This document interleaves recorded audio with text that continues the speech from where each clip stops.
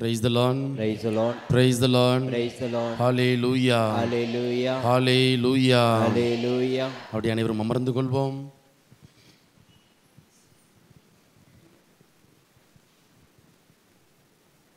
ஆண்டவருக்குள் பிரியமான சகோதர சகோதரிகளே, நம்ம காலையிலிருந்து குறிப்பாக அந்த நெகேமியாவினுடைய வாழ்வு நம்முடைய வாழ்வோடு எப்படி ஒரு தொடர்புடைய ஒன்றாக இருக்கிறது என்பதை குறித்து நாம் சிந்தித்து கொண்டிருந்தோம்.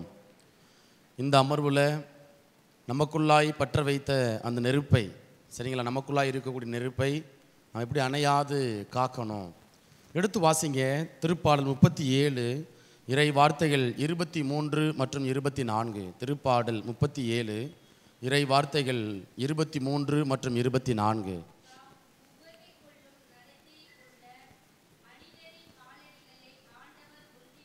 பாருங்க, தாம் உவகை கொள்ளும் நடத்தையை கொண்ட மனிதரின் காலடிகளை ஆண்டவர் உறுதிப்படுத்துகின்றார். அடுத்து, அவர்கள் விழுந்தாலும் வீழ்ந்து கிடக்க மாட்டார்கள், ஆண்டவர் அவர்களை தம் கையால் தூக்கி நிறுத்துவார். அடுத்து,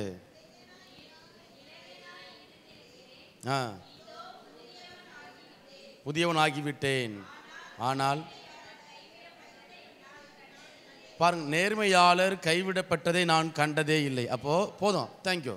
இப்போ தாம் உவகை கொள்ளும் நடத்தையில் அதை பார்க்கக்கூடிய மனிதருடைய காலடிகள் இருந்து என்ன செய்கிறார் அப்படின்னா ஆண்டவர் உறுதிப்படுத்துகின்றார்.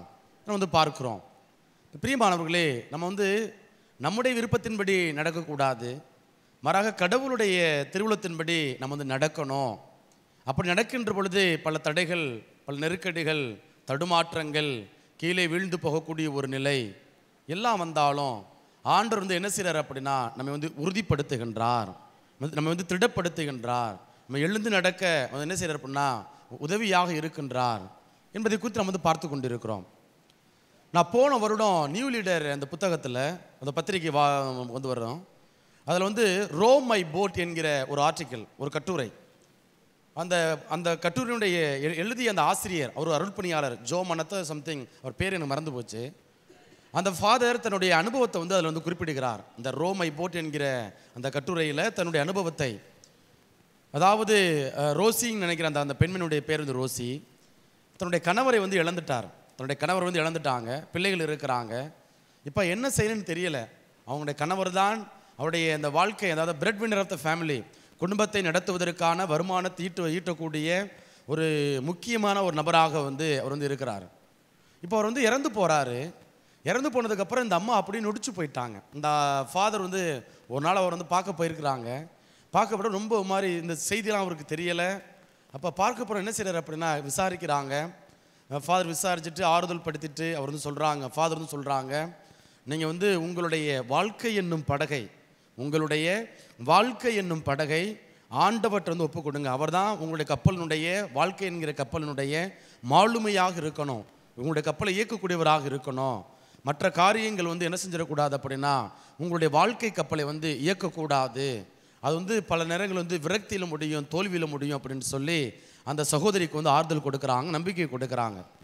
தொடர்ந்து அந்த அந்த கட்டுரையில் எழுதுகிறார் என்ன அப்படின்னா, காலப்போக்கில் அந்த சகோதரி ஆண்டவரை பற்றி கொண்டார், அதன் பிறகு தன்னுடைய 2 பிள்ளைகளுக்கும் வளமான வாழ்வை அமைத்து கொடுத்தார் அப்படின்னு சொல்லி அந்த கட்டுரையில் இந்த நிகழ்வை மேற்கோள் காட்டி அவர் என்ன சொல்கிறார் அப்படின்னா, நீங்கள் ஆண்டவர் தான் நம்முடைய இந்த வாழ்க்கை என்கிற படகினுடைய கப்பலினுடைய ஒரு மூலமாக, அடித்தளமாக அவர் இருக்கிறார் அப்படின்னு சொல்லி சொன்னாங்க.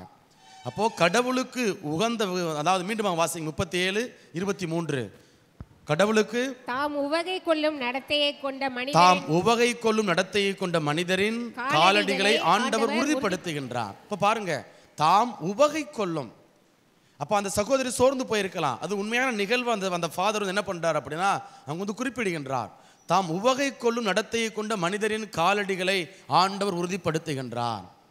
அப்போ ஆண்டவர்கிட்ட நம்முடைய வாழ்வை நாம் ஒப்பு கொடுக்கின்ற பொழுது, ஆண்டவர்கிட்ட நம்முடைய வாழ்வை சரணாகதி ஆக்குகின்ற பொழுது, அங்கே கடவுள் என்ன செய்கிறார் அப்படின்னா பல தடைகள், பல போராட்டங்கள், நெருக்கடிகள் வந்தாலும் ஆண்டவர் நம்மை வீழ்ந்து விட செய்வதில்லை, நம்மை அப்படியே விட்டு விடுவதில்லை, மாறாக நம்மை எழுந்து நடக்க செய்கின்றார். இதற்கு இந்த அமர்வில் நம்ம யாரை குறித்து சிந்திக்க போகிறோம் அப்படின்னா பவுலடியாரை குறித்து நம்ம சிந்திக்க போகிறோம். சரிங்களா? திருத்துதர் பணிகள் புத்தகம் அதிகாரம் 27, 28 இந்த நிகழ்வு வரும். நீங்கள் அதிகாரம் தயவு செஞ்சு நீங்கள் வீட்டில் போய் வாசித்து பாருங்கள். அதெல்லாம் உங்களுக்கு நேரம் கிடைக்கின்ற பொழுது திருத்துதர் பணிகள் புத்தகம் அதிகாரம் 27 அதே போல் அதிகாரம் 28 ரோமைய சிறையில் வந்து என்ன செய்யறார் அப்படின்னா, அவர் வந்து கைதியாக இருக்கிறார். ரோமைக்கு சிறை கொண்டு போகணும். சரிங்களா? அப்போ அவருக்கு ஒரு நூற்றுவர் தலைவர் வந்து நியமிக்கப்பட்டு இருக்கிறாங்க. அப்போ கப்பலில் வந்து போகிறாங்க. கப்பலில் வந்து போகின்ற பொழுது பயணம் செய்கிறார்கள். ஒரு கட்டத்தில் வந்து பவுலடியார் வந்து சொல்கிறாரு, எப்பா இனிமேல் பயணம் செய்யாதீங்க, இந்த பயணம் வந்து ஆபத்தானது. அதாவது செந்துறை என்கிற அந்த இடத்துல போய் சேர்றாங்க. அதற்கு அடுத்து வந்து அடுத்த நாள் பயணத்தை வந்து மேற்கொள்ள முற்படுகிறார்கள். அப்போ கடவுள் அவருக்கு வந்து வெளிப்படுத்திட்டார், இந்த பயணம் வந்து நீங்கள் ஒருவேளை கப்பலில் பயணம் செஞ்சீங்க அப்படின்னா அங்கே வந்து புயல் வரும், காற்று பயங்கரமாக அடிக்கும், அதில் வந்து அந்த கப்பலுக்கு வந்து சேதம் வந்து ஏற்படும் என்று சொல்லி கடவுள் வந்து பவுலடியாருக்கு வெளிப்படுத்துகிறார். இதை வந்து யார்கிட்ட சொல்கிறார் அப்படின்னா, கப்பலினுடைய மாலுமி கிட்ட சொல்கிறார், நூற்றுவர் தலைவர்கிட்ட வந்து சொல்லக்கூடிய ஒரு நிலை. இப்போ கப்பலுடைய மாலுமி இவர் சொல்கிறத கேட்கல, பவுலடியார் சொல்கிறத கேட்கல, நூற்றுவர் தலைவரும் இவர் சொல்கிறத கேட்கல. கப்பல் வந்து பயணப்பட்டு விட்டது. கொஞ்ச நாள் என்ன நடக்குது அப்படின்னா, வாடை கொண்டல் சம்திங் வந்து அந்த இது ஒரு புயல் வரும், காற்றடிக்கும், வாடை கொண்டல். சரிங்களா? வாடை கொண்டல் என்கிற ஒரு மிகப்பெரிய ஒரு புயல், ஒரு காற்று வந்து அடிக்கிறது. சரிங்களா? அந்த காற்று அடிக்கின்ற பொழுது கப்பலானது வந்து அலைக்கழிக்கப்படக்கூடிய ஒரு நிலை. அப்போ அதில் வந்து பவுலடியார் சொல்கிறார் என்ன அப்படின்னா, யாரும் பயப்பட வேண்டாம், கப்பலுக்கு சேதம் ஏற்படும், கப்பலில் உள்ள பொருள்களுக்கு சேதம் ஏற்படும், ஆனால் மனித உயிர்களுக்கு வந்து யாருக்கும் வந்து சேதம் ஏற்படாது. இப்போ ஏறக்குறைய அந்த 27 வசனம் கடைசி பகுதியில் பார்த்தீங்க அப்படின்னா, அதிகாரத்தில் கடைசி பகுதியில் 276 பேர் சம்திங் அந்த நம்பர் குறிப்பிடப்பட்டிருக்கும். அதை மேற்கொள் பாருங்க. திருத்துதர் பணிகள் புத்தகம் அதிகாரம் 27 237 வசனம் பாருங்க. எல்லாத்தையும் வந்து இறக்கி விட்டுருவாங்க. அந்த கப்பலோட சுமையை குறைப்பதற்காக என்ன செய்யறாங்க அப்படின்னா, அங்கே 276 பேர் காப்பாற்றப்படக்கூடிய ஒரு நிலை. அப்போ கப்பல் உடைந்து விடுகிறது. அப்படி உடைந்த உடனே அந்த உடைந்த துண்டுகளை கொண்டு என்ன செய்யறாங்க அப்படின்னா, பயணிக்கக்கூடிய ஒரு நிலை. அப்போ இறுதியில் எங்கே கரை சேர்றாங்க? மால்தா தீவில் வந்து அவர்கள் கரை சேரக்கூடிய ஒரு நிலை. இப்போ இந்த நிகழ்வை அப்படியே நம்முடைய வாழ்க்கையோட தொடர்புபடுத்தணும். இப்போ பவுலடியாருக்கு 3 பிரச்சனைகள். இந்த இடத்துல 3 பிரச்சனைகள். ஒன்று கப்பல், சரிங்களா? இரண்டாவது வந்து புயல், மூன்றாவது மழை. இந்த 3மே அங்கே வந்து வருகிறது. முதல்ல கப்பல், இரண்டாவது புயல், மூன்றாவது என்ன நடக்குது அப்படின்னா மழை வந்து பெய்கிறது. அதை 28வது வசனத்தில் நான் வந்து பார்ப்போம். என்ன அப்படின்னா 28வது அதிகாரத்தில் அங்கே வந்து பவுல் சொல்லிகளை பொறுக்கி சேர்த்து மழை பெய்து குளிராக இருந்த காரணத்தினால், அதை அப்படி வச்சுக்கோங்க, பின்னாடி நம்ம ரெஃபரன்ஸ்க்கு வருவோம். சரிங்களா? இப்போது மழை கப்பல், இந்த கப்பல் வந்து என்ன நடக்குது அப்படின்னா பயணம் செய்கிறார்கள். இப்போ கப்பலுடைய நோக்கம், இப்போ ஒரு இடம் இன்னொரு இடத்துலேருந்து பயணம் செய்வதற்கு என்ன செய்கிறது அப்படின்னா, இந்த கப்பலானது நமக்கு வந்து பயன்படுகிறது. இதுதான் கப்பலினுடைய ஒரு பயன்பாடு, நோக்கம். இப்போது இந்த கப்பல்ங்கிற இந்த வார்த்தையை அப்படி நம்முடைய குடும்ப வாழ்க்கைக்கு அப்படி தொடர்புபடுத்திக் கொள்ளலாம். இந்த கப்பல் எப்படி ஒரு இடத்துலேருந்து இன்னொரு பாதுகாப்பாக ஒரு பொருளை வந்து கொண்டு சேர்க்கிறதோ, அதே போல் ஒரு இடத்துல இன்னொரு இடத்துக்கு வந்து எப்படி அழைத்து செல்கிறதோ, அதே போல் நம்முடைய வாழ்க்கையில் ஒருவேளை உங்களுடைய தொழில் உங்களுடைய கப்பலாக இருக்கலாம். நீங்கள் நடத்தக்கூடிய கடைகள் அல்லது வியாபாரம், அல்லது வந்து உங்களுடைய கணவன், உங்களுடைய மனைவி, உங்களுடைய பிள்ளைகள் உங்களுடைய வாழ்க்கையை வந்து அடுத்த கட்டத்துக்கு வந்து என்ன செஞ்சிருக்கலாம் அப்படின்னா நகர்த்தக்கூடிய, எடுத்து செல்லக்கூடிய ஒரு கப்பலாக உங்களுக்கு வந்து இருக்கலாம். நீங்கள் நடத்தக்கூடிய கடையாக இருக்கலாம், பிள்ளைங்களாக இருக்கலாம், கணவனாக இருக்கலாம், ஏதோ ஒன்று வந்து என்ன செய்யுது அப்படின்னா இருக்கலாம். இப்போ என்ன நடக்குது அப்படின்னா, திடீரென்று பெருத்த சேதம், புயல் வருகிறது. இப்போ இந்த கப்பலில் எப்படி வந்து ஒரு வாடை கொண்டல் காற்று அடிக்கிறதோ, இந்த புயல் நமக்கு வந்து வருகிறதோ, அதே போல் எதிர்பாராத நேரத்தில் எதிர்பாராத இழப்புகளை நீங்கள் வந்து சந்திக்கிறீர்கள் உங்களுடைய வாழ்க்கை என்கிற இந்த கப்பலில். சரிங்களா? அந்த கப்பலை இயக்கக்கூடிய உங்கள் கணவன் அல்லது மனைவி அல்லது உங்களுடைய உறவுக்காரர்கள், உங்களுடைய தொழில், சரிங்களா, உங்களுடைய தொழில் எல்லாமே என்ன அப்படின்னா ஒரு கட்டத்திலிருந்து ஒரு காலத்தில் கஷ்டப்பட்டீங்க. நீங்கள் வந்து குடிசை வீட்டில் இருந்திருக்கலாம், வாடகை வீட்டில் நீங்கள் வந்து இருந்திருக்கலாம். இன்றைக்கி நீங்கள் சொந்த வீடு கட்டி இருக்கிறீங்க, இப்போ இந்த கடன் இருக்கிறது, லோன் வாங்கியிருக்கலாம், ஏதோ நடந்திருக்கிறது. இப்போ என்ன நடக்குது அப்படின்னா, இப்போ அந்த நடத்துவதற்கு அந்த இயக்கக்கூடிய அந்த நபர் முக்கியமான நபர் அல்லது பொருளாதாரத்தில் சரிவு ஏற்பட்டிருக்கலாம். 3 நாளைக்கு முன்னாடி அருங்குடை இல்லத்தில் ஒரு அம்மாவும் அதாவது கணவன் மனைவி 2 பேரும் வர்றாங்க. அவங்க ஒரே அழுக. பையன் இறந்து 1ஆம் ஆண்டு நினைவு வரப்போகிறது. அப்போ அவங்க அப்பா வந்து ரொம்ப பாசத்தோடு இருக்கிறனால என்னன்னா, நான் வந்து பையன் என்னை கூப்பிட்றான் அப்படின்னு அப்படியே என்கிட்ட பேசிகிட்டே இருக்கிறார், அழுகுறாரு. ஒரு பக்கம் மனைவி அழுகுறாங்க, ஒரு பக்கம் இவங்க வந்து அழுகுறாங்க. அப்போ ஃபாதர் 1/2 மணி நேரத்துக்கு முன்னாடி என்கிட்ட பேசினான் ஃபாதர், 1/2 மணி நேரத்துக்கு முன்னாடி என்கிட்ட பேசினான் ஃபாதர், இந்த வந்துருவான்ப்பா, நீங்கள் அந்த இடத்துல நில்லுங்க, என் ஃபோனு சுவிட்ச் ஆஃப், சார்ஜர் இல்லை, சுவிட்ச் ஆஃப் போகுது, நீங்கள் அந்த இடத்துல லொக்கேஷனில் நின்றுங்க, நான் வந்துடுறேன். ஆனால் அடுத்து தகவல் வருகிறது, இறந்து விட்டான் என்று சொல்லி தகவல் வந்து வரக்கூடிய ஒரு நிலை. அப்போ இறந்து ஒரு வருடம் ஆகியும் அந்த இழப்பை வந்து தாங்கிக் கொள்ள அவங்களால வந்து முடியலை, ஏற்றுக்கொள்ள அவங்களுக்கு முடியலை. அப்போ என்ன நடக்குது அப்படின்னா, அவர்களுடைய வாழ்வின் அடித்தளமாக அந்த குடும்பத்தினுடைய அந்த தம்பதியினருடைய அடித்தளமாக இருக்கக்கூடியவர் யார் அப்படின்னா அந்த மகன். அதே போல் தொழிலில் வந்து பெரும் நஷ்டம். ஒரு சகோதரர் அங்கே அதே அருங்குடை இல்லத்தில் தான் தம்பியினால், கூட பிறந்த தம்பியினால் வந்து ஏமாற்றப்பட்டுட்டார். தொழிலில் வந்து போகிறாங்க, ஏறக்குறைய 20 லட்சம் ரூபா பார்ட்னராக போன்னு இது பண்ணுறாங்க. இப்போ இவர் என்ன பண்ணுறாரு அப்படின்னா, அந்த சலுகையை, அந்த உரிமத்தை வந்து அண்ணனுக்கு தெரியாமல் அவர் வந்து வாங்கிக்கிட்டார். இப்போ அந்த பணத்தை கேட்டால் திருப்பி தர மாட்டேங்கிறாரு. அப்படி இப்போ வந்து என் மனைவி என்னை வந்து ரொம்ப கேவலமாக பேசுகிறா ஃபாதர். நான் என்னோட இருக்கக்கூடிய எல்லாத்தையும் என்னுடைய மனைவியினுடைய நகை, பிள்ளைக்காக வைத்திருந்த நகை, பெண் பிள்ளைக்காக வைத்திருந்த நகை எல்லாவற்றையும் அந்த அடகு வச்சு நான் அவன்கிட்ட வந்து என் தம்பிக்கிட்ட கொடுத்தேன் ஃபாதர். 2 பேரும் சேர்ந்து தொழில் பண்ணலாம், நாங்கள் வந்து நல்லா இருப்போம் அப்படிங்கிற மாதிரி என்ன செஞ்சேன், நான் தொழில் பண்ணேன், நான் நம்பி கொடுத்தேன் ஃபாதர். ஆனால் என்ன ஆயிடுச்சு அப்படின்னா, அங்கே வந்து என்னோடய தம்பி எனக்கு தெரியாமல் வந்து ஏமாற்றிட்டான், அந்த உரிமத்தை அவனுடைய பேர்லேருந்து இது பண்ணிக்கிட்டான். அப்போ எங்கள் குடும்பத்தில் ஒரே சலசலப்பு, ஒரே நெருக்கடி, ஒரு நெருக்கடியாக வந்து இருக்கிறது. அடுத்து நாங்கள் என்ன செய்யணும்னு தெரியலை ஃபாதர். அப்போ பாருங்கள், வாழ்வினுடைய ஆதாரத்தை வந்து இழந்து போகக்கூடிய ஒரு நிலை. அப்போ அந்த கப்பலை இயக்கக்கூடிய அந்த கப்பலில் பயணிக்கிறோம், புயல் வருகிறது. புயல் வந்தவுடனே இடத்துல நடக்குது. அடுத்து பாருங்கள், பவுலுடைய வாழ்க்கையில் மழை வருகிறது. நீங்கள் வந்து எழுந்து நடக்க பார்க்குறீங்க, வாழ்க்கையில் எழுந்து நடக்க பார்க்குறீங்க, முடியலை, அடிக்கு மேலே அடி விழுந்துக்கிட்டே இருக்குது. இப்போ அங்கே பாருங்கள், 28 அதிகாரத்தில் அவங்க வந்து மழையின் காரணத்தால் குளிர் தாங்க முடியாமல் என்ன பண்ணுறாங்க அப்படின்னா, அவங்க வந்து தீ மூட்டுகிறாங்க. அப்போது நம்முடைய வாழ்க்கையில், உங்களுடைய வாழ்க்கையில் துன்பம் வருகிறது, நெருக்கடி வருகிறது, போராட்டம் வருகிறது. அப்போ என்ன பண்ணுறீங்க அப்படின்னா, இது இல்லைப்பா, இதே போல் என்ன பண்ணுறீங்க, இறைவார்த்தை கேட்குறீங்க, யாரோ நற்கருணை கொண்டாட்டத்தில் பங்கெடுக்கிறீங்க. அந்த கேட்கக்கூடிய அல்லது கொடுக்கப்படக்கூடிய வந்து அந்த இறைவார்த்தை உங்களுக்கு வந்து நம்பிக்கை கொடுக்குது. எழுந்து நடப்போம், ஜெபம் பண்ணுவோம், ஆண்டவரை பற்றி கொள்வோம், ஜெபம் பண்ணுவோம் அப்படின்னு சொல்லி எழுந்து நடக்கிறீங்க. மழை பெய்கிறது, உங்களை அப்படியே மீண்டுமாக ஒரு அடி எடுத்து வச்சா 10 அடி பின்னாடி இழுக்கக்கூடிய ஒரு நிலை. அப்போ சோர்வடையக்கூடிய ஒரு நிலையை நாம் வந்து பார்க்குறோம். இந்த 3 நிகழ்வுகள், கப்பல், புயல், அதுக்கப்புறம் பெருமழை வந்து அங்கே வந்து பெய்யக்கூடியதை நான் வந்து பார்க்குறோம். இப்போ இப்படிப்பட்ட இந்த 3 காரணங்களும் பவுலுடையாருடைய வாழ்க்கையில் மிகப்பெரிய ஒரு எதிர்மறையான விளைவை ஏற்படுத்துகின்றது. ஆனால் பவுலுடையார் வந்து என்ன செய்யலை அப்படின்னா, சோர்ந்து போகலை. பவுலுடையார் வந்து சோர்ந்து போகவே இல்லை. அவர் நம்புறாரு, இந்த கடவுளனே காப்பாற்றுவார். நீங்கள் அதனால 27வது வசனத்தில் நீங்கள் வாசித்தீங்க அப்படின்னா, என்னை அழைத்த கடவுள் நம்மை காப்பார்.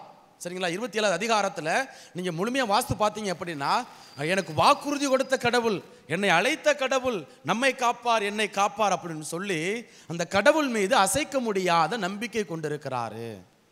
இப்போ பவுலுடையார் நினைக்கலாம் என்ன அப்படின்னா, என்ன கடவுள், நான் ஜெபம் பண்ணுறேன், உனக்காக ஊழியம் பண்ணுறேன், ஊராக போகிறேன், ஜெயிலில் கிடக்கிறேன், சிறையில் கிடக்கிறேன், எல்லாம் நான் வந்து பண்ணிகிட்டு இருக்கிறேன், நான் எதுக்கு உனக்காக வேலை செய்யணும்? நான் வந்து எனக்கு வந்து கற்றறிந்த நல்ல ஒரு சட்டங்களை கற்றறிந்தவன். சரிங்களா? இவ்வளவு வல்லமை, இவ்வளவு ஞானம், ஆற்றல் எனக்கு இருந்த நான் எதுக்கு தேவையில்லாமல் இப்படி கஷ்டப்படணும்? நான் வந்து ரோமையன் என்கிற ஒரு ரோமை குடிமகன் என்கிற ஒரு பெருமை அவருக்குள்ள வந்து இருக்கிறது. சரிங்களா? இப்படியெல்லாம் இருந்தாலும் அவர் கடவுள் எனக்கு வந்து என்ன செஞ்சிருக்காருன்னா, வாக்குறுதி கொடுத்திருக்கிறாரு. கடவுள் எனக்கு வந்து வாக்குறுதி கொடுத்திருக்கிறாரு, அவர் என்னை கைவிட மாட்டார் என்பது குறிப்பிடுகிறார். இப்போ இந்த நிகழ்வில் நான் வந்து ஒரு சில அனுபவங்களை உங்களுக்கு நான் வந்து சொல்ல விரும்புகிறேன். என்ன அப்படின்னா, இப்போ ஒரு நிகழ்வு, ஒரு அம்மா கோயிலுக்கு போக மாட்டேங்கிறாங்க, வர மாட்டேங்கிறாங்க. அவங்க என்ன கேட்டோம் அப்படின்னா, ஃபாதர் நான் எதுக்கு கோயிலுக்கு போகணும்? என் வீட்டுக்காரன் குடிச்சிக்கிட்டே கிடக்கிறான், என் வீட்டுக்காரன் குடியை நிப்பாட்டட்டும், என் வீட்டுக்காரன் குடியை நிப்பாட்டணும், நான் கோயிலுக்கு வர்றேன் அப்படின்னு சொல்லக்கூடிய ஒரு நிகழ்வு. நான் என்ன துரோகம் பண்ணேன்? நான் வந்து என்ன துரோகம் பண்ணேன்? நான் எல்லாத்துக்கும் நல்லது தானே செஞ்சேன். இன்னொரு நிகழ்வு நான் என்னுடைய அனுபவத்தை உங்களோட பகிர்ந்து கொள்கிறேன். நான் எல்லாத்துக்கும் நல்லது தானே செஞ்சேன். ஏன் கடவுள் என் குடும்பத்தை சோதனை மேலே சோதனை கொடுக்கணும்? சோதனைக்கு மேலே சோதனை கொடுக்கணும். இப்போ எனக்கு கடவுள் மேலே வெறுப்பு வருது ஃபாதர். நான் முன்னாடி 3 மணிக்கு எழுந்திரிச்சு ஜெபம் பண்ணுவேன். ஒரு அம்மா பகிர்ந்து கொண்டது கடந்த வாரம், சரிங்களா? ஒரு அம்மா பகிர்ந்து கொண்டது, நான் 3 மணிக்கு எழுந்திரிச்சு ஜெபம் பண்ணுவேன் ஃபாதர். எனக்கு வந்து அறுவை சிகிச்சைக்கு மேலே அறுவை சிகிச்சை, குடும்பத்தில் நிம்மதி இல்லை, ஒரே போராட்டம்.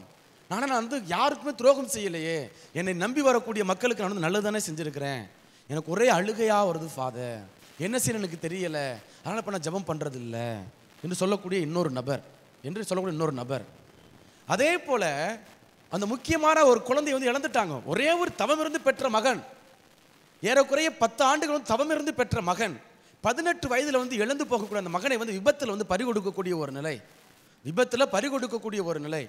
கடவுள் ஏன் எனக்கு வந்து ஒரே ஒரு பிள்ளை, ஒன்று கண்ணேக்குன்னு வச்சுருந்தேன் இல்லையா, ஏன் எனக்கு கடவுள் வந்து இப்படி பிள்ளைய கொடுத்துட்டு 18 வருஷம் நான் வந்து ஆசையாக வளர்த்தேனே, நான் இப்படியெல்லாம் வளர்க்கணும், இப்படியெல்லாம் எதிர்காலத்தை கொடுக்கணும் அப்படின்னு நான் வந்து இருந்தேனே, அப்போ நான் ஏன் கடவுள் இப்படி தண்டிக்கிறாரு, என் பிள்ளைய வாழ்க்கையை இப்படி எடுத்துக்கிட்டாரு, அப்போது நான் எதுக்கு கோயிலுக்கு போகணும் என்று என்ன செய்கிறாங்க அப்படின்னா அப்படியே கோயிலுக்கு போகிறத, ஜெபம் பண்ணுறத, மற்ற காரியங்கள் வந்து ஆன்மீகங்கள் ஈடுபடுறதை அப்படியே வந்து குறைத்து கொள்ளக்கூடிய நிலை, ஆலயத்திற்கு வராமல் இருக்கக்கூடிய ஒரு நிலை. இந்த நபர்கள்லாம் இப்போ அவங்கள்ட்ட பேசி வாங்க இதெல்லாம் இருக்குது விவிலியத்தில் மேற்கோள் காட்டி என்ன பண்ணுறோம் அப்படின்னா மீண்டும் வந்து ஆலயத்திற்கு வந்து வருகிறார்கள், கோயிலுக்கு வந்து வர்றாங்க.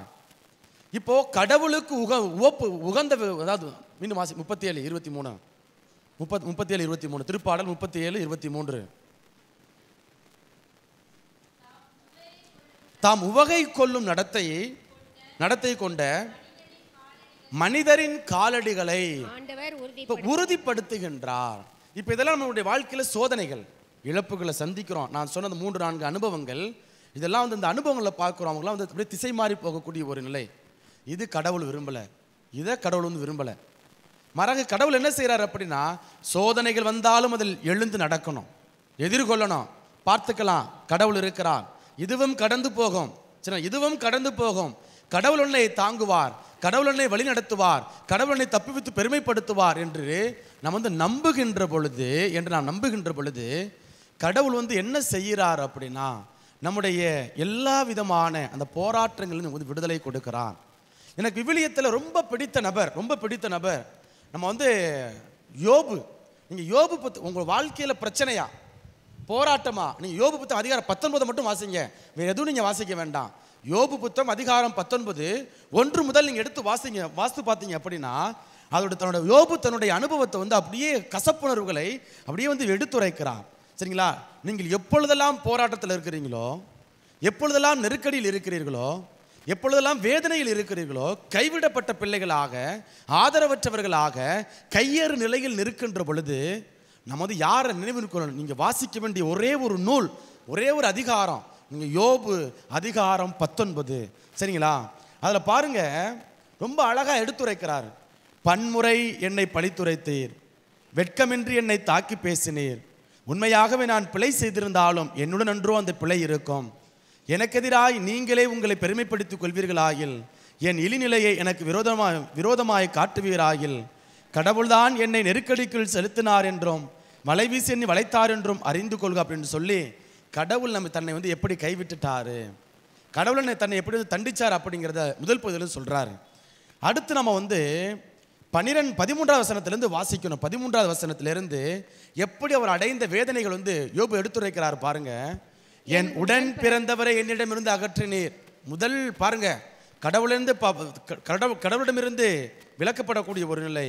அடுத்து என் உடன் பிறந்தவரிடமிருந்து என்னை அகற்றினீர், எனக்கு அறிமுகமானவரை முற்றிலும் விலக்கினீர். ஒரு மனிதனுடைய போராட்டம், எனக்கு அறிமுகமானவரை முற்றிலும் விலக்கினீர்.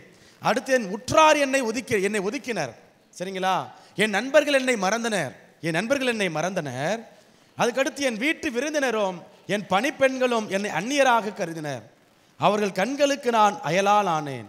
என் அடிமையை அழைப்பேன், மறுமொழி பாருங்க, அடிமை, என் அடிமையை அழைப்பேன், அவன் மறுமொழி கொடான். சரிங்களா? அடுத்து வந்து பாருங்க, என் வாயால் அவனை கெஞ்ச வேண்டி இருக்கிறது. சம்பளம் கொடுத்து காசு கொடுத்து வேலைக்கு வச்சிருக்கிற ஆளு அங்கே என்ன பண்ணுறான் அப்படின்னா, அங்கே யோபு வந்து கேவலமாக பார்க்கக்கூடிய ஒரு நிலை. அடுத்து இதுதான் ரொம்ப முக்கியமாக கவனிக்க வேண்டியது என்ன அப்படின்னா, என் மனைவிக்கு என் மூச்சு வீச்சம் ஆயிற்று. அன்பே அமுதே அருளே அப்படின்னு சொல்லி கவிதை பாடினவங்க உன்னை போல இருக்க முடியுமா அத்தான் அப்படி இப்படின்னு சொல்லி கவிதை பாடின அந்த வாய், இப்போ அந்த வாய் சொல்லுது, என் மனைவிக்கு என் மூச்சு வீச்சம் பக்கத்தில் வராதடா நாறுது நாரப்பையில. குடிச்சிட்டு வர்றப்ப சண்டை போடுவாங்க, பெண்கள் வந்து சண்டை போடுவாங்க, சரிங்களா? குடிச்சிட்டு வர்றப்ப ஆண்கள் குடிச்சிட்டு வர்றப்ப சண்டை போடுவாங்க, ஒரே நாத்தம். பக்கத்தில் போய் என்ன மட்டும், இப்போ எங்கள் அப்பாலாம் சில குடிச்சிட்டு வருவார், நான் சின்ன வயசில் இருக்கேன், இப்போ இறந்துட்டார், சரிங்களா? நான் என்ன சொல்லுவேன், ஆளை வந்து கட்டி பிடிப்பார், முத்தம் கொடுப்பாரு, ஏம்மா அப்பா வந்து குடிச்சிட்டு வந்திருக்கிறாரு, உடனே அந்த ஆளுக்கு இதே பொழப்பு. எங்கள் அம்மா என்ன இந்த ஆளை திருத்தவே முடியாது. அப்போ பாருங்க, என் அந்த அந்த அந்த குடி, அந்த போதை, சரிங்களா, அந்த சாராயம், அவங்க குடிக்கிற அந்த அந்த அந்த மது நமக்கு வந்து நாற்றம் எடுக்கிறது, சரிங்களா? அப்போது அதே போல் இங்கே ஒன்றுமாக ஈருடல் ஓர் உடல், அவங்களுக்குள்ள வெக்கம் இல்லை, அவங்களுக்குள்ள கூச்சம் கிடையாது, எந்த விதமான குற்ற உணர்வு கிடையாது, சரிங்களா? கல்யாணம் பண்ணதுக்கப்புறம் வாக்குறுதி கொடுக்குறாங்க, ஈருடல் ஓருடல் ஆகியாச்சு. அப்போ அங்கே வந்து நாற்றம் என்பதில்லை, எல்லாமே நறுமணம், சரிங்களா? அப்படி இருக்கக்கூடிய அந்த நிலையில் இப்போ யோபு சொல்றாரு பாருங்க, என் மனைவிக்கு என் மூச்சு வீச்சம் ஆயிற்று. வெளியில் உட்கார்றா, என்ன இன்னும் ஏன் சபிக்காம இருக்கிற, ரொம்ப கேவலமாக வந்து பார்க்கக்கூடிய ஒரு மனநிலை, சரிங்களா?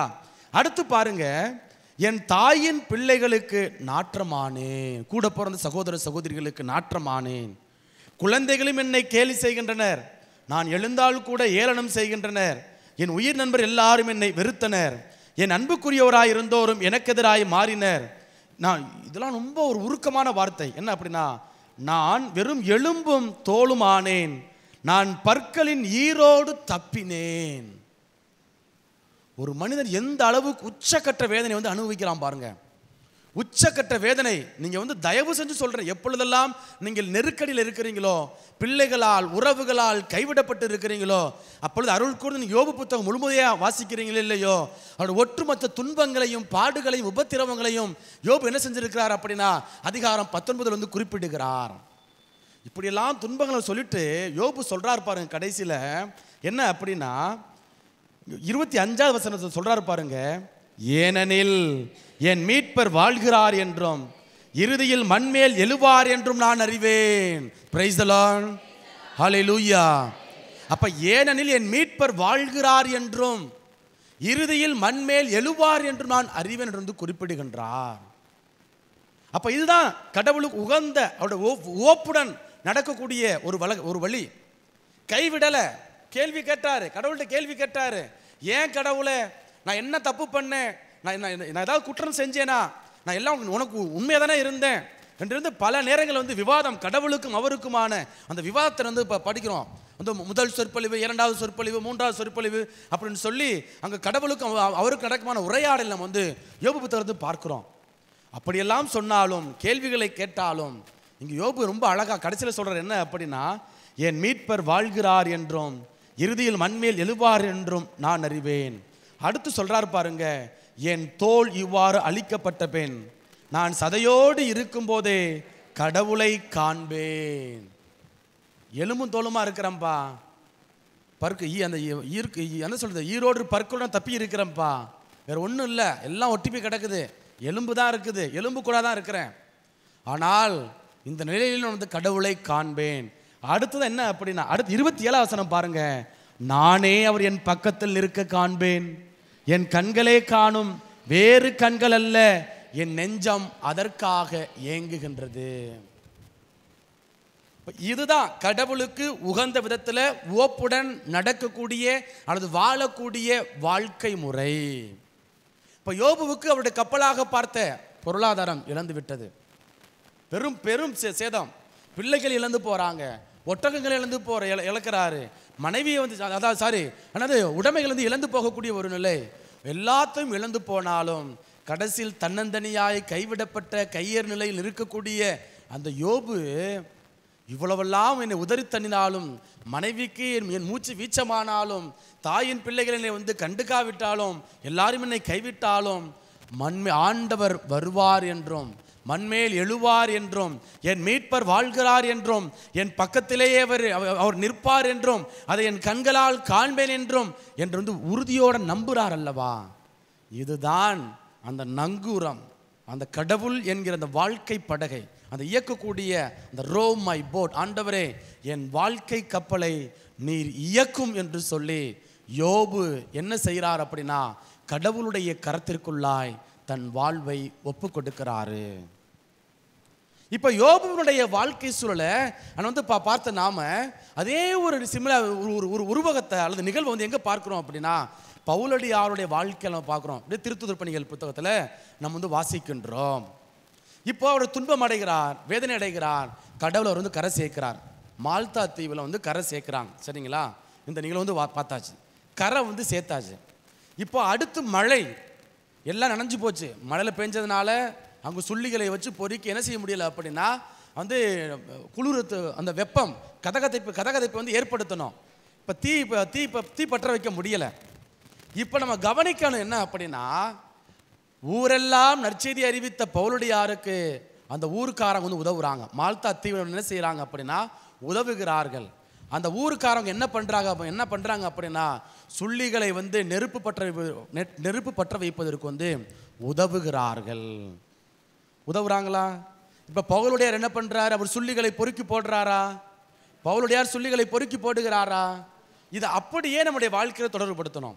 அந்த சுள்ளி, ஊர்க்காரங்க உதவுறது, அடுத்து வந்து என்ன நடக்குது அப்படின்னா, இவர் பவுலடியார் அந்த விறகு கட்டையில் சுள்ளிகளை வந்து பொறுக்கி போடக்கூடியது ஒரு நிலையை நம்ம வந்து பார்க்கிறோம்.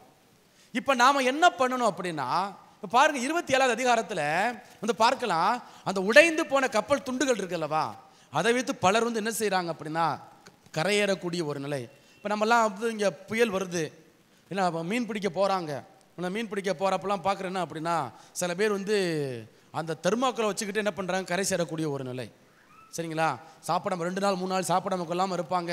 அந்த தெர்மாக்கோலை வச்சே அந்த அலை எங்கிட்டு போகுதோ அதன் அடிப்படையில் போய் கரை சேரக்கூடிய, எங்கிட்ட போய் ஒதுங்கிடுறாங்க. அதுக்கப்புறம் வந்து காப்பாற்றப்படக்கூடிய ஒரு நிலை. இதில் நம்ம வந்து என்ன செய்திகளை வந்து பார்க்குறோம். அப்போது சின்ன சின்ன மரத்துண்டுகளை வைத்து, நான் கோயிலுக்கு போக மாட்டேன், ஒன்றும் நடக்கலை, கடவுள் என்ன தண்டிச்சிட்டாரு, அப்படி பண்ணிட்டாரு, இப்படி பண்ணிட்டார் அப்படின்னு சொல்லி துன்பம் வருகின்ற பொழுது, வேதனை வருகின்ற பொழுது கடவுளை வணங்காமல், கடவுளை பற்றி கொள்ளாமல் நாம் இருந்தோம் அப்படின்னா நம்முடைய நம்ம வந்து கரை சேர முடியாது. எங்கள் ஃபாதர் ஒருத்தர் சொல்லுவார், எப்போதும் 3 ஆப்ஷன் வச்சுக்கோ. இப்போ இந்த அக்காவை இந்த அக்காட்ட ஒரு வேலை கொடுத்துருக்குறேன்னா 3 பேர்த்துட்டு என்ன பண்ணணும், எனக்கு வந்து ஃபாதர் அப்படி தான் சொல்லுவார், ஒரு வேலை நீ 3 ஆள்கிட்ட எப்போதும் கொடுத்து வச்சுருக்கணும். சரிங்களா? இப்போ இந்த அக்காவால் முடியல, இந்த அக்காவால் முடியல, இந்த அக்கா யார் ஒருத்தர் என்ன செஞ்சுருவாங்க அப்படின்னா நமக்கு வந்து கை கொடுத்துருவாங்க. அப்போது ஒரே ஆள்கிட்ட போய் எல்லாத்தையும் என்ன செஞ்சு கொடுக்காம ஒருவேளை முடிஞ்சிருச்சு அப்படின்னா, ஐயோ அவர் இல்லாமல் ஒன்றுமே நடக்காதுங்க, காசை எங்கே வச்சாருன்னே தெரிலங்க, உயிரை என்ன யாருக்கு வந்து எழுதி வச்சாருன்னே தெரியலைங்க, சொத்தை வந்து யாருக்கு எழுதி வச்சாருன்னு தெரிலங்க, யாருக்கெல்லாம் பணத்தை கொடுத்தாருன்னு தெரியலைங்க, இவர் வந்து கடன் கொடுத்துருப்பார், ஆனால் அவங்க வந்து கடன் கேட்பாங்க நம்மள்கிட்ட, உன் வீட்டுக்கார் இவ்வளோ வந்து பணம் வாங்கியிருக்காரு என்கிட்ட, ஏதோ ஒரு கையெழுத்தை போட்டு என்ன பண்ணி டேட்டை போட்டு கையெழுத்தை போட்டு நம்மகிட்ட பணம் வாங்குவோம், கேட்பாங்க வந்து. அப்போது இது இல்லைன்னா இது இல்லைன்னா இது. பாருங்க, பவுலடியார் உடைந்த மரத்துண்டுகள், அவர் மட்டுமல்ல 270 பேர் அப்படி தான் கரை சேர்றாங்க. 270 பேர் என்ன 276 பேரும் அப்படி தான் கரை சேர்றாங்க. அப்போ பாருங்க, எல்லாமே முடிஞ்சு போச்சுப்பா. இப்போ ஒரு சின்ன உதாரணம், எத்தனையோ பேர் ஒருவேளை இங்கே இருக்கலாம், ஒருவேளை உங்களுக்கு கணவன் இறந்துருக்கலாம், மனைவி இறந்துருக்கலாம், நீங்கள் அப்படியே விட்டுட்டீங்களா? நீங்கள் அப்படியே உங்கள் வாழ்க்கை முடிஞ்சிச்சு விட்டுட்டீங்களா? போராடுறீங்க இல்லையா? உங்கள் பிள்ளைங்களுக்காக வாழணும், உங்கள் பிள்ளைங்களுக்கு வந்து அடுத்த கட்ட ஒரு எதிர்காலத்தை, வளமான எதிர்காலத்தை அமைச்சு கொடுக்கணும், நீங்கள் நினச்சி வாழ்க்கையில் வாழ்கிறீங்களா இல்லையா? எனக்கு தெரிஞ்ச ஒரு சின்ன வயசில் 3 பிள்ளைங்க வீட்டுக்காரர் வந்து இழந்துட்டாங்க. இப்போ அந்த அம்மா என்ன பண்ணுறாங்க அப்படின்னா, அதாவது அருட்சகோதரிகள் அருட்சந்தருடைய ஆதரவோட பிள்ளைகள் வந்து படிக்க வைக்கிறாங்க. இன்றைக்கி அந்த 2 பிள்ளைங்க வந்து ஒரு பொண்ணு சென்னையில், ஒரு பொண்ணு ஹைதராபாத்தில் இருக்குது. சரிங்களா? பையன் வந்து கோயம்புத்தூர்ல வந்து வேலை பார்க்குறான். அப்போது அங்கே வந்து கூட பிறந்த அண்ணன் தம்பி, அந்த அக்காவுடைய கூட பிறந்த, அதாவது வீட்டுக்காருடைய உடன் பிறந்தவர்களே, நிலத்தை கொடுக்க மாட்டேன், சொத்து இருக்குது, நிலத்தை கொடுக்க மாட்டேங்கிறாங்க. வீடு கட்ட அனுமதி கொடுக்க மாட்டேங்கிறாங்க. சரிங்களா? ஆனால் இந்த அம்மா என்ன பண்ணுறாங்க அப்படின்னா, பிள்ளைகள் வேலை பார்த்து அவங்க என்ன பண்ணுறாங்க, அரசு திட்டத்தோட அந்த உதவி, கலைஞர் காப்பீடு, அந்த இது பிரதம மந்திரி வீடு வருது இல்லையா, அந்த வீட்டு திட்டத்தில் என்ன பண்ணுறாங்க அப்படின்னா, அரசு உதவியோட இவங்க கொஞ்சம் பணத்தை வாங்கி, கடனை போட்டு வாங்கி வீடு கட்டுறாங்க. அந்த வீட்டுக்கு வந்து என்ன செஞ்சிடக்கூடாது அப்படின்னா, இது எலக்ட்ரிக்கல் இது கொடுக்கக்கூடாது, அதுக்கு தடை ஏற்படுத்துகிறாங்க. தண்ணி கனெக்ஷன் கொடுங்க, அது தடை வந்து ஏற்படுத்துகிறாங்க. இந்த அம்மா போராடுறாங்க. போராடி போராடி போராடி அவங்கள விட இவங்க நல்ல வீடு கட்டிட்டாங்க. சரிங்களா? இப்போ அவங்களுக்கு பொறாமை கூட அந்த அந்த வீட்டுக்காரோடைய, அந்த அம்மாவோட கணவருடைய உடன் பிறந்த சகோதரர்களுக்கு பொறாமை. எங்கே எப்படி இப்படி நல்லவளா இவ்வளோ வளர்ந்துட்டா, பிள்ளைங்கெல்லாம் கைமீறி போயிட்டாங்களே, நல்லா சம்பாதிக்கிறாங்களே என்று சொல்லக்கூடிய அளவிற்கு, பொறாமைப்படக்கூடிய அளவிற்கு என்ன அப்படின்னா வந்து நெருடல். அப்போ அந்த அம்மா அந்த வீடு பால் காய்ச்சல் அன்னைக்கு நான் போகிறேன், மந்திரிக்க போகிறேன். அந்த அம்மாவுக்கு ஒரே அழுக, இப்படி கையெடுத்து கும்புற, கண்ணீர் மல்க கண்ணீர். ஃபாதர் ரொம்ப நன்றி ஃபாதர், ரொம்ப நன்றி ஃபாதர். 5 மணிக்கு நான் காலையில் 5 மணிக்கு இப்போ பால் காய்ச்ச போகிறோம். சரிங்களா? நான் எம்மா ஒரு 7 மணிக்கு வைமா, ஏம்மா 5 மணிக்கெல்லாம் பால் காய்ச்சணுமாம்மா? நான் கேட்டால், ஃபாதர் எப்படியாவது வந்துடுங்க ஃபாதர், எப்படியா வந்துடுங்க. போகிறோம். 4 மணிக்கு எந்திரிச்சு ரெடி ஆகிட்டு அங்கே போய் அந்த அம்மா அப்படியே கண்ணீர் மல்க ஆண்டவருக்கு வந்து நன்றி செலுத்துகிறாங்க. அப்போது கடவுள் தான் ஃபாதர், நான் கடவுளை பிடிச்சிக்கிட்டேன் ஃபாதர், எல்லாம் என்னை ஏமாற்றிட்டாங்க, சொத்து நான் வர வேண்டிய, பிள்ளைகளுக்கு வர வேண்டிய சொத்து நான் வரல, எல்லாத்தையும் இழந்து போயிட்டேன். ஆனால் இன்றைக்கு கடவுள் என்னை அவங்க முன்னாடி என்னை வந்து நிலைநிற்க வச்சிருக்கிறார் ஃபாதர். சரிங்களா?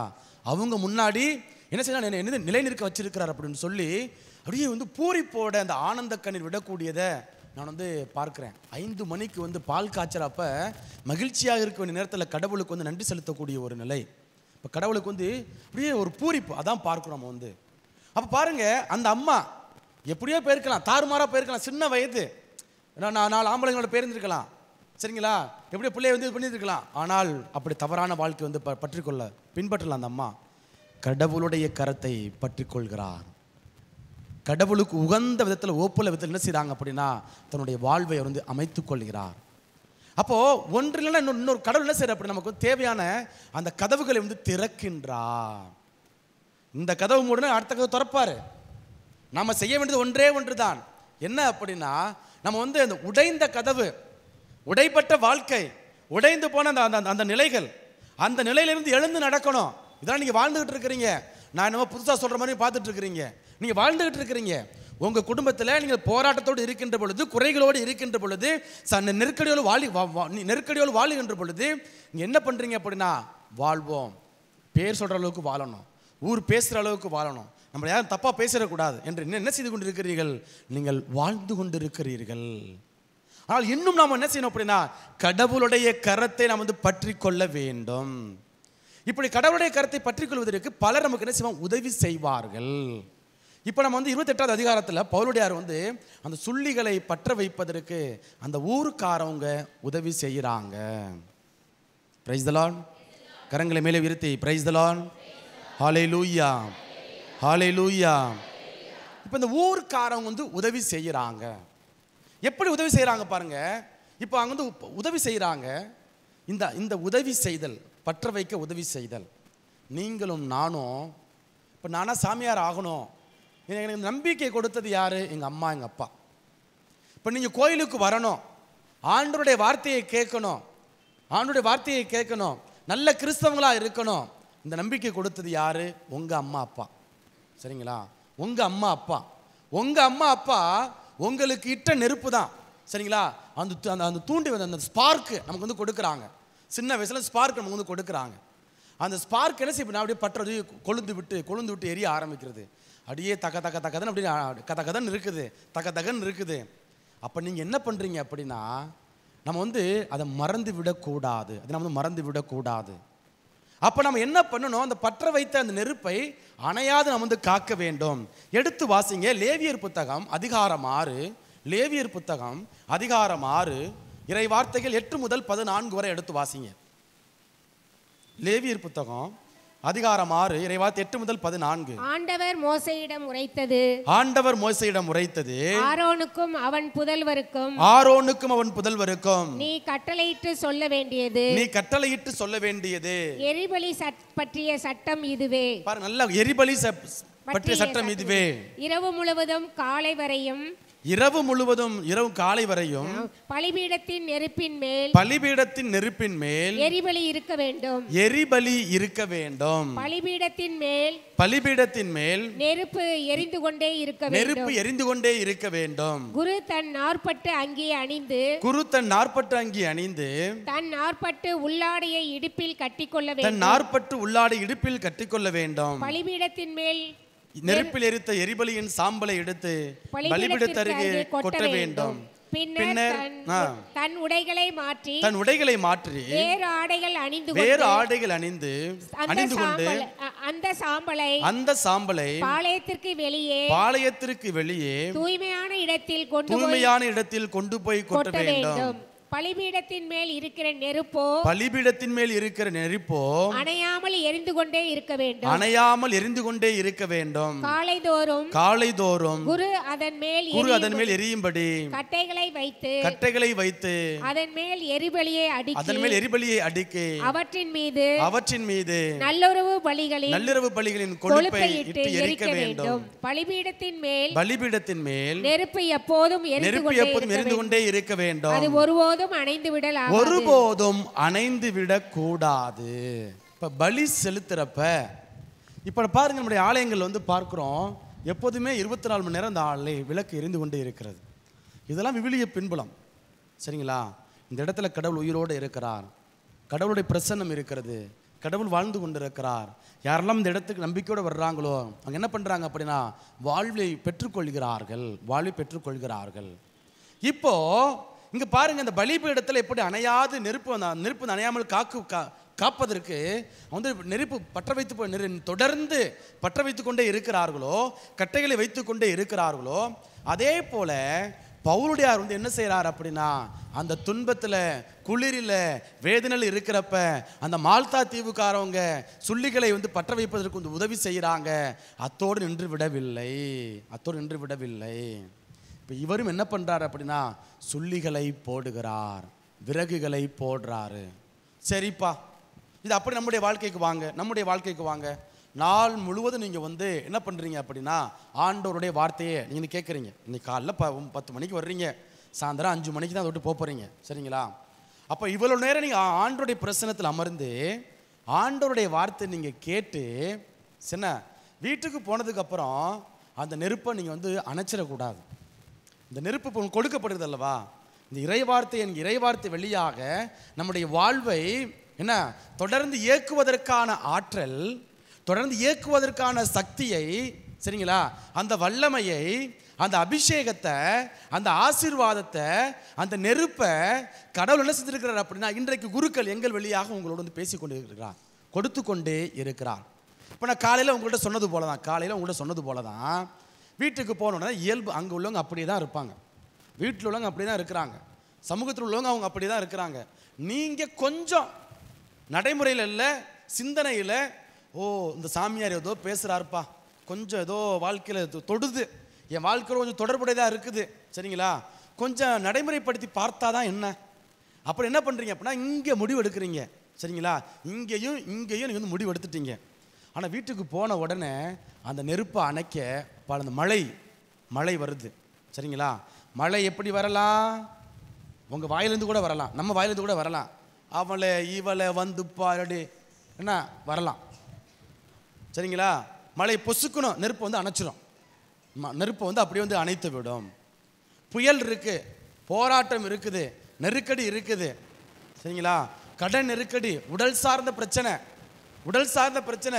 நான் சொன்னது போல நான் யாருக்கு துரோகம் பண்ணேன் ஃபாதர், என்னை நம்பி வந்தவங்களுக்கெல்லாம் நல்லதானே ஃபார் பண்ணேன், ஏன் கடவுள் எனக்கு இப்படி சோதனையை கொடுக்கணும், என்ன கோபமாக வருது அப்படின்னு சொல்லி ஒரு அம்மா என்கிட்ட புலம்புனாங்க இல்லையா, தன்னுடைய அந்த உள்ள குமுறல் கொட்டுனாங்க இல்லையா, அதே போல நீங்கள் நோயோடு போராடி கொண்டு இருக்கலாம், இருக்கிறதுக்கு செத்து போயிடலாம், அணுவா அப்படி கொல்லுதே, வீட்டில் யாரும் என்னை ஏற்றுக்க மாட்டேங்கிறாங்களே, என்னை யாரும் என் மீது கரிசனை காட்ட மாட்டேங்கிறாங்களே, அரவணைக்க மாட்டேங்கிறாங்களே, ஆறுதல் கொடுக்க மாட்டேங்கிறாங்களே, என்ன செஞ்சிருக்கலாம் அப்படின்னா நீங்கள் காத்து கொண்டு இருக்கலாம். அப்படி காத்து கொண்டு கூடிய அந்த நேரத்தில் நீங்க முடிவெடுக்கலாம். இன்றைக்கு இந்த தியானத்தில் பங்கெடுத்து பரவாயில்லப்பா, கடவுள் சாமியார் யோபை பற்றி பேசினாரு, அப்போ உன் வாழ்க்கையில் துன்பம் வரப்பெல்லாம் யோபு வந்து முன்மாதிரியாக கொண்டிருக்க சொன்னார். அதையாவது வாசிப்போம் அப்படின்னு சொல்லி நீங்கள் பார்க்கலாம், வாசிக்கலாம். ஆனால் மனசு ஒப்பலை. நீங்கள் ஜெபம் பண்ணுறீங்க, ஆனால் மனசும் வந்து ஒருநிலைப்படுத்த முடியலை. அந்த பிரச்சனை தான் பெருசாக தெரியுது. அப்படியே மனசு அப்படியே அலைப்பாய்கிறது, அங்கலாய்க்கிறது, சொல்லன்னா துயரம், என்ன பண்ணுன்னு தெரியலை. இப்படிப்பட்ட இந்த நேரத்தில் அந்த நெருப்பை அணையாது நாம் வந்து காக்கணும். எல்லா நிலைகளிலும், பொருளாதாரத்தில், உறவு சார்ந்த சிக்கல்களில், உடல் சார்ந்த பிரச்சனையில், சரிங்களா, உறவு சார்ந்த சிக்கல்களில் எல்லாவற்றிலும் என்ன செய்யணும் அப்படின்னா, நாம் பெற்றுக்கொண்ட அந்த நெருப்பை எப்படி பவுலுடையார் வந்து என்ன பண்ணுறார் அப்படின்னா, அந்த சுள்ளிகளை போட்டு விறகுகளை போட்டு வந்து அவர் வந்து என்ன பண்ணுறார், அப்படியே அணையாது காக்குறாரோ. இந்த ஒலிம்பிக் பந்தயம் நம்ம பார்க்குறோம். ஒலிம்பிக் பந்தயம் அந்த டார்ச்சு கொண்டு வர்றாங்க. ஏதோ ஒரு நாட்டில் தொடங்குறாங்கப்பா, சரிங்களா, ஏதோ ஒரு நாட்டில் தொடங்கி அதுக்கு ஓடுறாங்க பாருங்க, அணையாது காத்து அந்த தீபம் வந்து அணையாமல் கொண்டு வர்றாங்க இல்லையா. அப்போ அவனுக்கு வந்து ஒரு டார்கெட், ஒரு இலக்கு வந்து கொடுக்கப்படுகிறது. அப்போ நமக்கு ஒரு ஒரு ஒரு இலக்கு கொடுக்கப்பட்டிருக்கிறது, சரிங்களா. அந்த ஓட்டப்பந்தயத்தில் பவுலுடையார் வந்து சொல்கிறது போல, சீரியதொரு ஓட்டப்பந்தயத்தில் ஓடினேன், ஓட்டப்பந்தயத்தை முடித்து விட்டேன், சரிங்களா. அப்படிங்கிறது போல் என்ன அப்படின்னா, வெற்றி வாகை சூடினேன் அவர் சொல்கிறார் இல்லையா. அப்போ நமக்கு வெற்றி வாகை சூடணும். பல தடைகள் வரும். பவுலுடைய இயேசு கூட ஒரே நல்ல சோதனை, உடல் சார்ந்த பிரச்சனை. ஆனால் பவுலுடைய வாழ்க்கையில் எல்லா நாளும் பிரச்சனை தான், சரிங்களா. நீங்கள் 1 கொரிந்தியர் அதிகாரம் 11 எடுத்து பார்த்தீங்கன்னா, சரிங்களா, அவர் எத்தனை முறை கப்பலில் சிதைப்பட்டேன், அடிப்பட்டேன், அப்படி பண்ணேன், இங்கே பண்ணேன் அப்படின்னு சொல்லி தன்னுடைய பாடுகளை வந்து அவர் வந்து விவரிக்கிறார். இயேசு கூட இப்படி துன்பங்கள் அனுபவிச்சிருப்பாரா? எனக்கு மிகப்பெரிய ஒரு கேள்வி. நைட்டுக்காக இது கைது பண்ணுறாங்க, 3 மணிக்கு இறந்து போயிடுறாரு, சரிங்களா, 3 மணிக்கு இறந்து போயிடுறாரு. ஆனால் இவர் கடவுளுக்காக, கடவுளுடைய ஊழியத்திற்காக பல பயணங்களை மேற்கொண்டு, பல பிரச்சனைகளை மேற்கொண்டு, பல துன்பங்களை எதிர்கொண்டு, சோறு இல்லாமல், தண்ணி இல்லாமல், அப்படியே என்ன செய்யணும் அப்படின்னா, பல்வேறு விதமான பிரச்சனைகளை மேற்கொண்டு துன்பங்களை எதிர்கொள்கிறார். கடவுளுடைய ஊழியத்தை வந்து செய்யக்கூடியதை நாம் வந்து பார்க்கிறோம். அப்போ இதெல்லாம் வந்து அடித்தளமாக இருக்கக்கூடிய என்ன அப்படின்னா, அந்த நெருப்பு, பவுலுடையாரிடம் கொடுக்கப்பட்ட அந்த நெருப்பு அப்படியே கதை நம்முடைய வாழ்க்கையிலேருந்து வச்சிருக்கிறார். நம்மளாம் ஒரு நெருப்பு வச்சுருப்போம். உன்னை நினச்சா பார்த்தா வயிறு பற்றிக்கிட்டு வருதுடி சொல்கிறோமா இல்லையா? நமக்கு இருக்க வேண்டிய நெருப்பு வேற, அப்படியே பற்றிக்கிட்டு வர, உன்னை பார்த்தா பற்றிக்கிட்டு எடுத்து அடிக்கலாம் போல வருதுடி, இருக்கா இல்லையாப்பா? நானும் புதுசாக என்னமோ நீங்கள் அமைதியாக இருக்கிறத பார்த்து எனக்கு ஒரு மாதிரி இருக்குது என்ன. அப்போ பாருங்க, கோபம் நாம் பெற்றுக்கொண்ட அந்த அபிஷேகத்தை என்ன செய்யுது அப்படின்னா, அப்படியே அமைக்கிறது. பொறாமை, எப்படி என் தங்கச்சி நல்லா இருக்க முடியும், கார் வாங்க முடியும், ஓ ரத்தம்பா, கூட பிறந்த ரத்தம்பா, அவ நல்லா இருந்த என் தங்கச்சி நல்லா எனக்கு ஹெல்ப் பண்ணுவா, அந்த மனநிலை வரல பாருங்க. நல்லா இருக்கியா, முடிஞ்ச எனக்கு ஹெல்ப் பண்ணு அப்படி கேட்க வந்து அந்த வாய் வரல. நீ இவ மட்டும் எப்படி நல்லா இருப்பா, உன்னை வீட்டுக்காரங்க கொளுத்துறது, நீ நம்ம ஆம்பளையாடா வந்து பாடுறா, என் தங்கச்சியை பாடுறா, என் தங்கச்சி வீட்டுக்காரனை பாடுறா, என்ன பண்றா பாரு, எப்படி குடும்பத்தை நடத்துறா பாரு, ஏன்டா ஒண்ணுக்கும் லாய்க்கு இல்லை, வெறும் பயல, வெத்து பயல. பாருங்க, நெருப்பு இப்படிதான் அந்த பற்ற வைக்க வேண்டிய, அப்படியே கதன்னு இருக்க வேண்டிய நெருப்பை இங்க அடி வயிற்றுல வச்சிருக்கிறோம், பார்த்தா பத்திக்கிட்டு வருதுடி. அப்ப நமக்குள் இருக்க வேண்டிய நெருப்பு ஒன்று, ஆனால் நாம் சுமந்து செல்லக்கூடிய நெருப்போ வேறொன்று.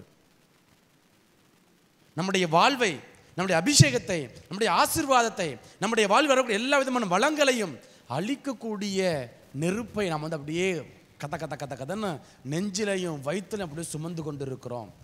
படுத்தா தூக்கம் வரல ஃபாதர், அப்படியே வயிறெல்லாம் ஒரு மாதிரி அப்படியே இது வருது ஃபாதர், அப்படியே திடுக்கு எந்திரிச்சு, அப்படியே திடீர்னு எந்திரிச்சிடறோம் ஃபாதர், தூக்கம் வராமல், பயம் ஃபாதர். அப்போ பாருங்க, இதெல்லாம் சந்திக்கக்கூடிய போராட்டங்கள், நெருக்கடிகள். இப்போ இந்த போராட்டத்திலிருந்து நம்ம சந்திக்கணும், விடுதலை பெறணும் அப்படின்னா, அந்த நெருப்பை நம்ம காக்கணும் அப்படின்னா, அந்த ஒலிம்பிக் பந்தயத்தில் ஓடுறது அந்த நபர்கள், அந்த வீரர்கள், தடகள வீரர்கள் என்ன எப்படி அணையாது கொண்டு போகிறாங்களோ, நமக்கு கொடுக்கப்பட்ட நம்பிக்கை நம்ம அப்படியே அணையாது கொண்டு போகணும். அடுத்த தலைமுறை கொண்டு போகணும். பாருங்க, எடுத்து வாசிங்க கொலைசேரிக்கு எழுதிய புத்தகம் அதிகாரம் 2 நினைக்கிறேன், அதிகாரம் 1 இறைவார்த்தை 10 எடுத்து வாசிங்க. கொலோசியருக்கு எழுதிய புத்தகம் அதிகாரம் 1 இறைவார்த்தை 10. நீங்கள் அனைத்திலும் ஆண்டவருக்கு உகந்தவற்றை செய்து அவருக்கு ஏற்புடையவர்களாய் நடந்து கொள்ள வேண்டும். நீங்கள் பயன் தரும் நற்செயல்கள்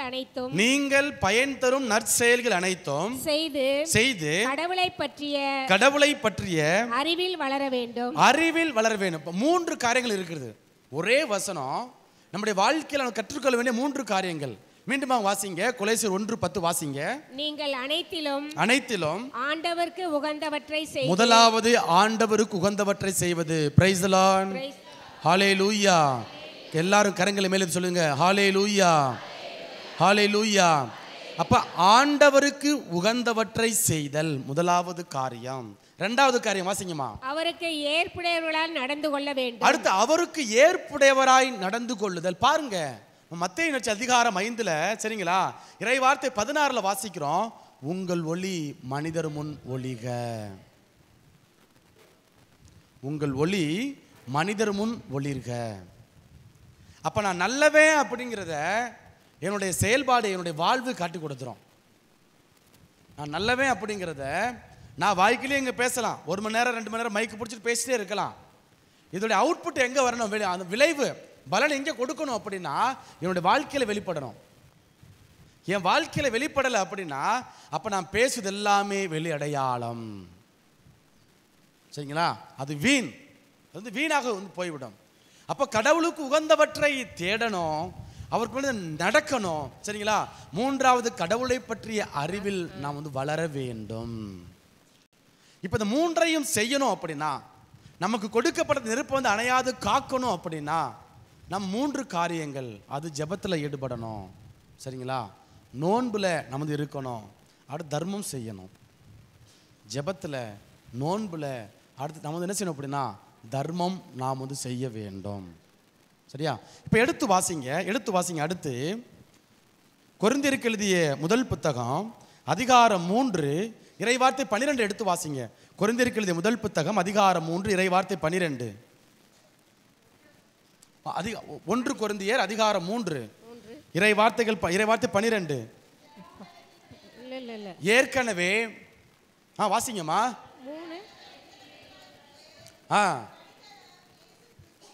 பாருங்க, ஏற்கனவே அடித்தளம் இட்டாயிற்று. சரிங்களா, அந்த அடித்தளம் இயேசு கிறிஸ்துவே. அடுத்து வேறொரு அடித்தளத்தை விட பாருங்க, வேறொரு அடித்தளத்தை விட எவராலும் இயலாது. அடுத்து அந்த அடித்தளத்தின் மேல் ஒருவர் பொன், வெள்ளி, விலையுயர்ந்த கற்கள், மரம், புல், வைக்கோல் ஆகியவற்றுள் எதையும் வைத்து கட்டலாம். அப்படி வச்சுக்கோங்க. சரிங்களா, எதையும் வைத்து கட்டலாம். அடுத்து வாசிங்க.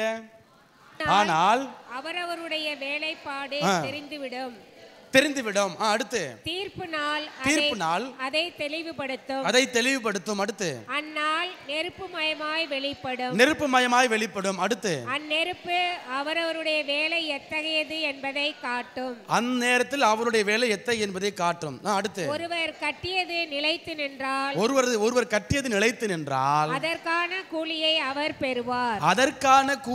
அவர் பெறுவார். அடுத்து ஒருவர் கட்டியது தீக்கிரை ஆகுமானால் அவர் இறப்புக்கு உள்ளாவார். அப்படியே வச்சிருங்கம்மா. இப்போ 6 பொருட்கள் வர்றது. 6 பொருட்கள் என்னென்ன வருது? பொன், வெள்ளி, விலை உயர்ந்த கற்கள். சரி, அதை ஒரு பக்கம் வச்சிடலாம். சரிங்களா, அதை ஒரு பக்கம் வச்சிடலாம். அடுத்த 3 பொருட்கள் என்ன?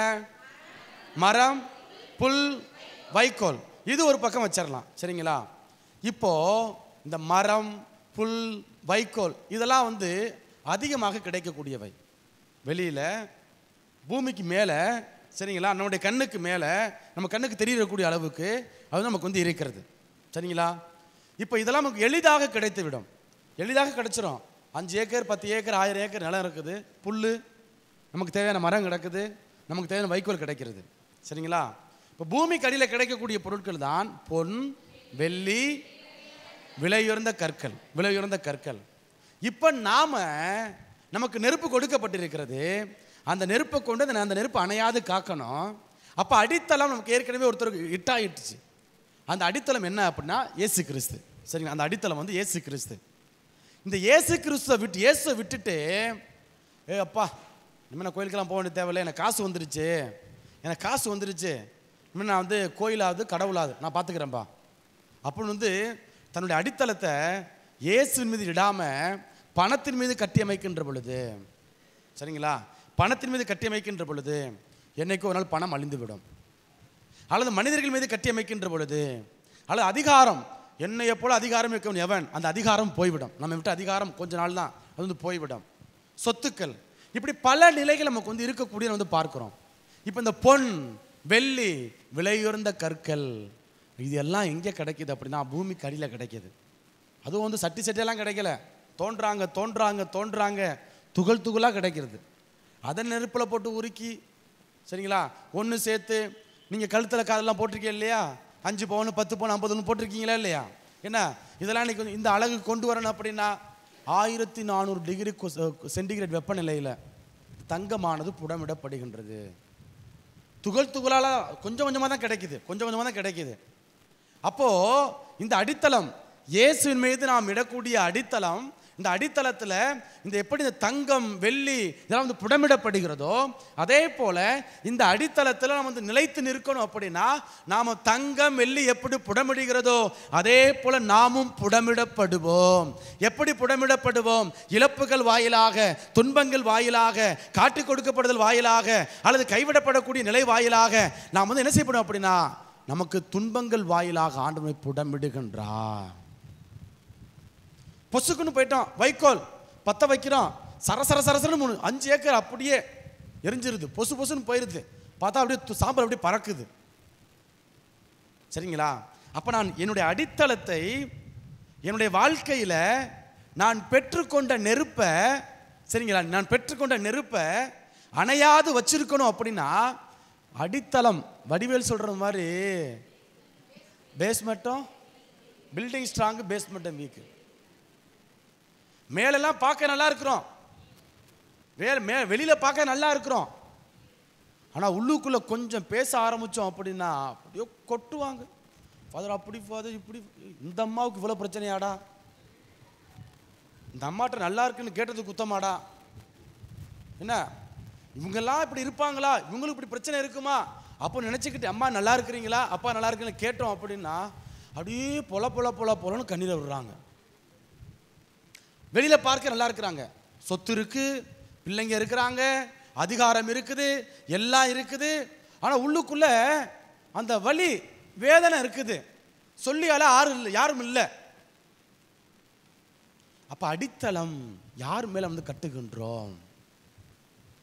அடித்தளத்தை எதன் மீது இடுகின்றோம்? அப்போ புடமிடப்படுவோம்.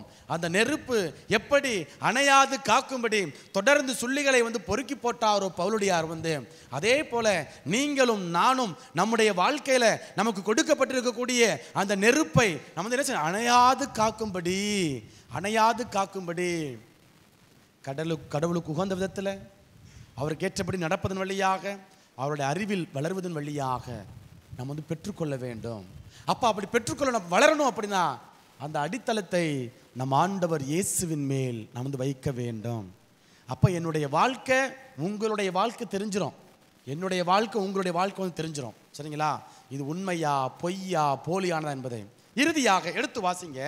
தீமோத்தேயுக்கு எழுதிய 2வது புத்தகம் அதிகாரம் 3, 2 தீமோத்தேயு அதிகாரம் 3 இறை வார்த்தைகள் 20 முதல் 21 வரை. 2 தீமோத்தேயு அதிகாரம் 3 இறை வார்த்தைகள் 20 மற்றும் 21 17 வரைக்கும்.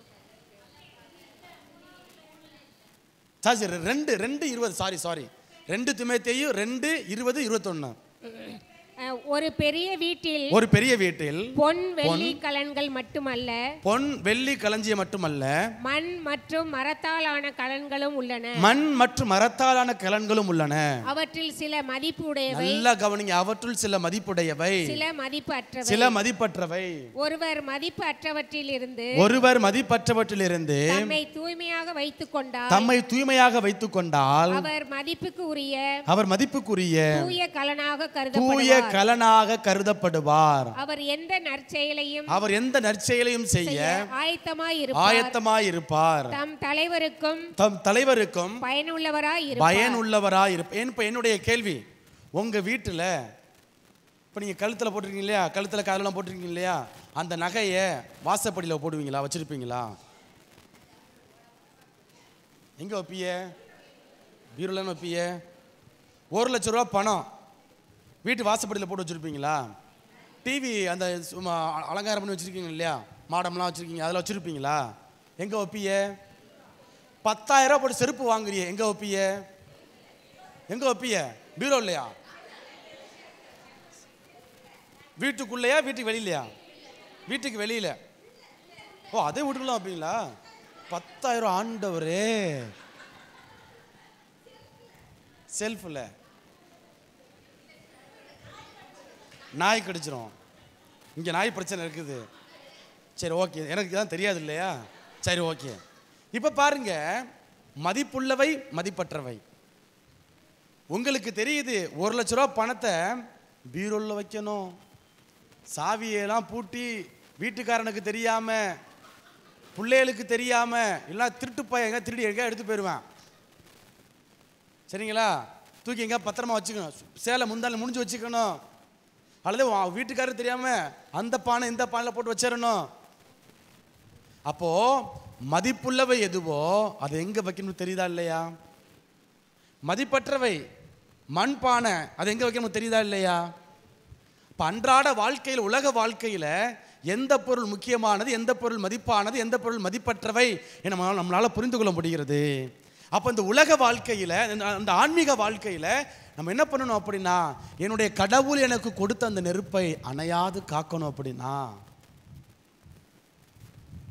என்னுடைய அடித்தளம், அந்த பொன் வெள்ளி விலை இருந்த கற்கள் எப்படி பூமிக்கு அடியில் இருக்கிறதோ, அதே போல என் இதயத்துக்குள்ள தான் அந்த அடித்தளம் இருக்கிறது.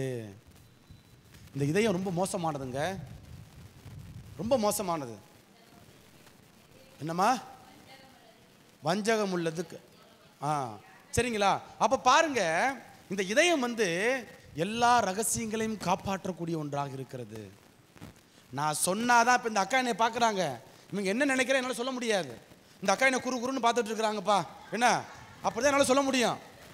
இந்த அக்கா என்ன சும்மா விளையாட்டு சொல்றாங்க, இந்த அக்கா என்ன குறுன்னு பார்த்துட்டு இருக்கிறாங்க, அப்படிதான் என்னால் சொல்ல முடியும். என்ன நினைக்கிறாங்க என்னால் சொல்ல முடியாது. உங்க வீட்டுக்காரங்க சொல்லுவீங்க, ஏதோ திருட்டுத்தனம் பண்றேன், பார்வையே சரியில்லை, சொல்லுவீங்களா மாட்டீங்களா? உங்க வீட்டுக்காரர் சொன்னாதான் அந்த ரகசியம் வெளிப்படும். அப்ப ரகசியங்களை காப்பாற்றக்கூடிய மிக சிறந்த இடம் இதயம் தான், மனிதன் அல்ல. உங்க வாட்ஸ்அப் அல்ல, உங்க மெயில் கிடையாது, நீங்க வச்சிருக்கக்கூடிய ஏடிஎம்க்கு கார்டு வச்சிருக்கீங்களா, பின் நம்பர் கிடையாது, அது கிடையாது. நம்ம விட புத்திசாலி களவாண்டு விடுவார்கள். அப்ப அந்த இதயம் தூயதாக அப்பழுக்கற்றதாக இருக்கணும். அப்படின்னா அந்த நெருப்பு இங்கே அப்படியே பற்ற அப்படியே துளிர் விட்டு எரிந்து கொண்டே இருக்கணும். அப்படின்னா அந்த அந்த ஃபயர், அந்த அக்கினி வடிவில் பெற்றுக்கொண்டாங்களே நெருப்பை, பெந்தகோஸ்து அனுபவம் பெற்றுக்கொண்டப்ப என்ன பண்ணுறாங்க அப்படின்னா தொடர்ந்து ஓடுகிறார்கள், பின்னோக்கி வரவே இல்லை. அதுக்கு முன்னாடி இயேசு கூட இருந்தப்ப போவாங்க வருவாங்க இப்படி இருந்துகிட்டே இருந்துச்சு. ஆனால் ஆவியானவரை பெற்றுக்கொண்ட பிறகு அந்த ஃபயர் அப்படியே தொடர்ந்து இயக்கி கொண்டே முன்னோக்கி எப்படி இழுத்து சென்றதோ, அதே ஏன் இயக்குனது அப்படின்னா அந்த இதயம் அப்பழுக்கற்றதாக இருந்தது. அவர்கள் தங்களுடைய வாழ்வை அடித்தளத்தை இயேசுவின் மீது கட்டி எழுப்பினார்கள். இப்போ இன்றைக்கு நீங்களும் நானும் அப்படிப்பட்ட இயேசுவில் நமக்கு கொடுக்கப்பட்ட அந்த நெருப்பை, அந்த அபிஷேகத்தை இழந்து விடாமல் காக்க என்ன செய்யணும் அப்படின்னா அந்த நெருப்பை இயேசுவின் மீது, இயேசு என்கிற அடித்தளத்தின் மீது கட்டி எழுப்ப வேண்டும். நம்முடைய வாழ்வு வெளிப்படுத்திவிடும் நம்ம எதன் மீது நம்முடைய அடித்தளம் இடப்பட்டு இருக்கிறது என்பதை. சரிங்களா? பிரியமானவர்களே, வாழ்க்கை என்கிற கப்பலில் ஆண்டவரே you be row my boat, அந்த ஆர்டிக்கல் ஞாபகம் வச்சுக்கோங்க. என்னுடைய வாழ்க்கை என்கிற கப்பலில் நீர் இயக்கும், அதில் புயல் வரும், அதில் மழை வரும், என்ன வந்தாலும் அந்த நீர் எனக்கு கொடுத்த அந்த நெருப்பை அணையாது காக்க தொடர்ந்து எனக்கு தேவையான வல்லமையை ஆசிரியர் தாரும் என்று சொல்லி தொடர்ந்து நம்மை நாம் ஒப்புக் கொடுப்போம். எல்லாரும் நேரம் அனுமதி உட்காருங்க, கண்களை மூடுவோம், 2 கரங்களை மார்பில் வைத்துக்கொண்டு 2 கரங்களை மார்பில் வைத்துக் கொண்டு கண்களை மூடி பவுலடியார் அந்த பயணம், கப்பல் பயணம், பாதுகாப்பாக போக வேண்டிய அந்த கப்பல் அங்கு புயலால் காற்றால் உடையக்கூடிய ஒரு நிலை. உங்களுடைய வாழ்க்கை என்கிற கப்பலில் பாதுகாப்பாக நீங்கள் போக வேண்டிய நீங்கள் இதோ இடையில் பல சறுக்கல்கள், பல தடுமாற்றங்கள், பல போராட்டங்கள், நீங்கள் கீழே வீழ்ந்து விட்டீர்கள். இந்த நிலையில் ஆண்டவர் நமக்கு துணை செய்கிறார். நாம் சந்திக்கக்கூடிய போராட்டங்களிலிருந்து, நாம் சந்திக்கக்கூடிய நெருக்கடியிலிருந்து விடுதலை பெறுவதற்கு கடவுளுக்கு உகந்த விதத்தில் ஓப்புடன் நடக்கின்ற பொழுது அவருடைய காலடிகளை ஆண்டவர் உறுதிப்படுத்துகின்றார் என்று நாம் திருப்பாடல் 37 இறை வார்த்தை 23 வாசிக்க கேட்டோம். ஆகவே அந்த ஆண்டவர் நம்மையும் நம்முடைய கால்களையும் உறுதிப்படுத்துவார்.